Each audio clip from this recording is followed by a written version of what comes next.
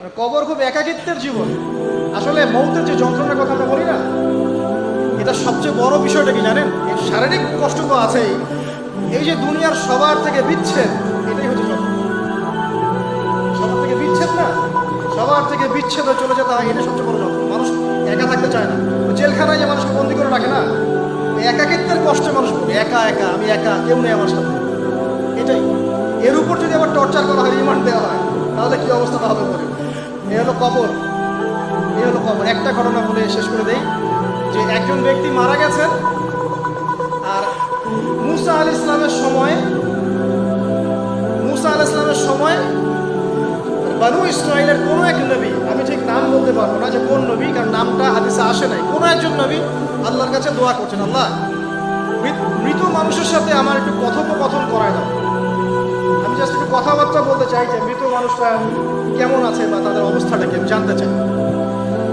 তো আল্লাহ পাক সেই ব্যবস্থা করে দিলেন। তিনি একটা কবরের কাছে গিয়ে দাঁড়ালেন, একজন মৃত মানুষ উঠে আসলেন। এটা সায়েন্স বিশ্বাস নাও করতে পারে, আমাদের কোনো মাথা ব্যথা, ঠিক আছে? তো এবার তিনি তাকে জিজ্ঞাসা করছেন যে তুমি কেমন আছো, তুমি কেমন আছো, এই মুদ্রাকে জিজ্ঞাসা করছেন। তিনি বলছেন আজকে থেকে প্রায় 500 বছর আগে আমার মৃত্যু হয়েছে। এই ব্যক্তি বলছেন আজকে থেকে প্রায় 500 বছর আগে আমার মৃত্যু হয়েছে, এখন পর্যন্ত আমার গা থেকে, আমার আত্মা থেকে মৌতের যন্ত্রণা দূর হয় নাই। লা ইলাহা ইল্লাল্লাহ। তো এই হচ্ছে অবস্থা। আমরা ব্যক্তিগত চিন্তাটা আগে করি, নিজের ফিকির, নিজের কবরের ফিকির, নিজের এলেম, নিজের আমল, নিজের পরিবার, নিজের রিজিক। যাদের জন্য হারামে যাচ্ছেন, কেউ সাথে যাবে, কেউ সাথে যাবে না, আপনার গার্লফ্রেন্ড না, আপনার বউ বাচ্চা, কিচ্ছু। আর আপনি যাদের জন্য এই কাজগুলো করছেন, আপনার স্ত্রী, আপনার সন্তান, আপনার পরবর্তী প্রজন্ম, 40 দিন সময় নেবেন আপনাকে ভুলে যেতে।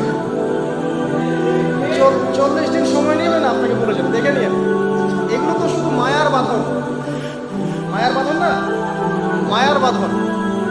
যদি এগুলো নিয়ামত হয় আলহামদুলিল্লাহ, যদি এগুলো দুনিয়াতে আপনার ফিতনা সৃষ্টি করে, আপনি আসহাবুল কাহফ হয়ে যান। কথা বুঝতে পারছেন না? এরপরে যদি সামর্থ্য হয়, আল্লাহ পাক আপনাকে জ্ঞান দেন, আপনাকে পলিটিক্যাল পদ দেন, ইকোনমিক সেকশনে জ্ঞান দেন, ইত্যাদি ইত্যাদি, আপনাকে আল্লাহ যে সেকশনে রাখবেন সেখান থেকে দিনের খেদমত করতে পারবেন না ইনশাল্লাহ। ডক্টর হয়েছেন, রোগীদের ফিস কমায় দেন, ট্রিটমেন্ট ইজি করে দেন। হ্যাঁ, ডক্টর হন, একজন ভালো ডক্টর হন, কসাই হন, ইঞ্জিনিয়ার হন, একজন সৎ ইঞ্জিনিয়ার হন, চোর হন। আপনি যেখানে থাকবেন সেখান থেকেই আপনি খেদমত করতে পারবেন। সবাইকে আলেম হতে হবে জরুরি না, সবাইকে দায়ী হতে হবে জরুরি না, এবং সবাই এটা হতেও পারবে না। এভাবে জাতি গঠন হয় না।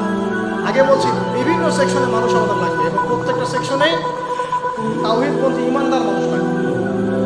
এবং ইনশাআল্লাহ তাআলা আমরা যদি সবাই সবার ধর্মটা ঠিকঠাক মতো পালন করি, দেখবেন ধর্মের মধ্যে কোনো ভেদাভেদ থাকবে না। যে যা ধর্ম পালন করুক, কোনো মন্তব্য করতে যাবে না, ঠিক আছে? আপনি আপনার ধর্ম ঠিক মতো পালন করছেন কিনা, এটার দিকে ফোকাস করুন। আল্লাহ পাক আমাদের সবাইকে তৌফিক এনায়েত করুন কথাগুলো বোঝার। আমি